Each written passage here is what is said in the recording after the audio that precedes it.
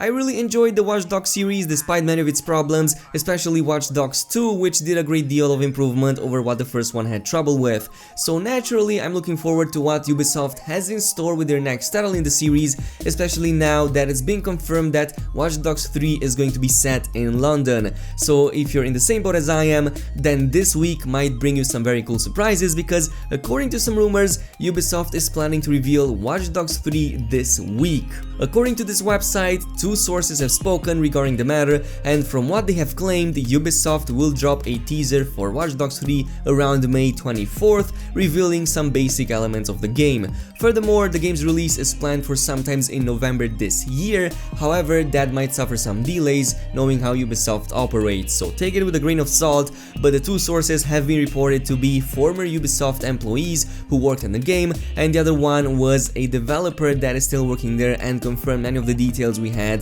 in a leak a few months ago. We will go over that in just a bit, but if the rumors are true, we might get a teaser trailer this Friday and even play the game this year, which sounds very exciting. And with a time window so close to release, if that is the case, there's also going to be some gameplay shown at E3, I can guarantee you that. But until then, we have our leaks to go over, and so far it's been confirmed for some time now that the game is indeed set in London, and many of you already probably know that, though it looks like it might not be modern day London, but rather sometimes in the near future, and the game will definitely feature a more cyberpunk feel compared to the previous games, which I find really awesome. If that is the case, I'm looking forward to see what cool hacking tools and tricks Ubisoft is going to add in this game, because Watch Dogs 2 was already pretty wild. I mean, it was very fun to begin with, there was a huge amount of hackable stuff in the second one as well, so a more futuristic setting would probably be even better. Now, as far as Protagonist goes, players will be able to play as a half Asian, half English character,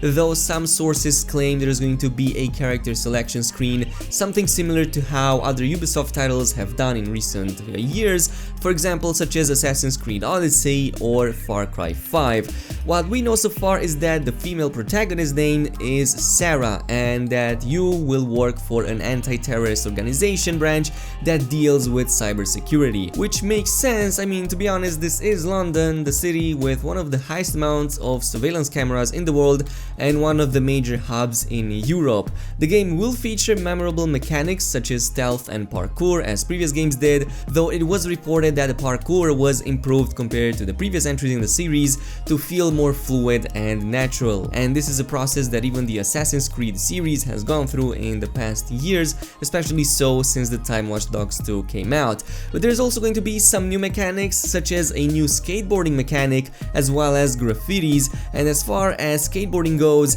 that definitely sounds interesting, though do not expect something too overly advanced, like there's not going to be a Tony Hawk game in Watch Dogs or anything, but it's definitely going to have its uses. By far the most interesting detail given was in regards to weapons and the whole approach towards taking down enemies. So it looks like lethal weapons might not even make an appearance in this game or be quite limited. Instead, Watch Dogs 3 will have a bigger emphasis on non-lethal ways of taking down enemies, such as using hand-to-hand combat, stun guns, batons, and generally speaking, stealth will play a bigger role than ever before. This might very well be possible as the entirety of the European continent, not just the UK and London, have very strict gun regulations, so for a civilian to find guns over here, it's pretty uncommon. I mean, you have to be some pretty big crime boss to do that, and if Ubisoft wanted to stick to realism as much as possible, then that would make sense. But then again, there have been other games set in modern day in London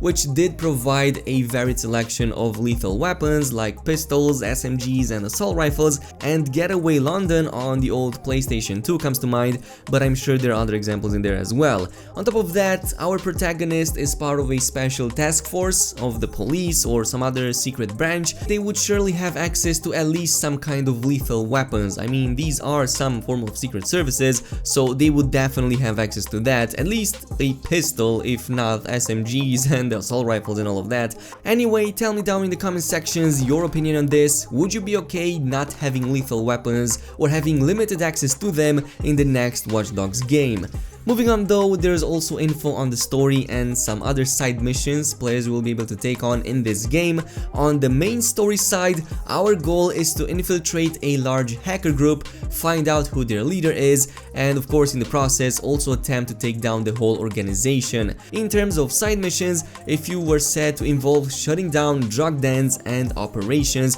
Apparently this has some major story significance as well, as the protagonist's brother has died from overdosing, and this is why he or she has a strong passion to stop the prevalence of drugs, and it makes sense. There's also some type of civil unrest / mob mechanic that allows you to either take part in riots or shut them down, which I find rather interesting. I mean, Ubisoft always tackles social and economic problems with their games, and at least in my opinion, it makes their stories so much more interesting because they have some roots in reality. But this mechanic sounds like an interesting version or an upgraded version of what the older Assassin's Creed games used to do in the past and even in the present to some extent, and that is of course crowd control via various means, like for example throwing money on the ground to cause a distraction, or have people, you know, walk with you at the same pace, or even blending in large groups of citizens to escape guards. And it seems that this could very well be that, but on steroids, like something much bigger with a much more important role,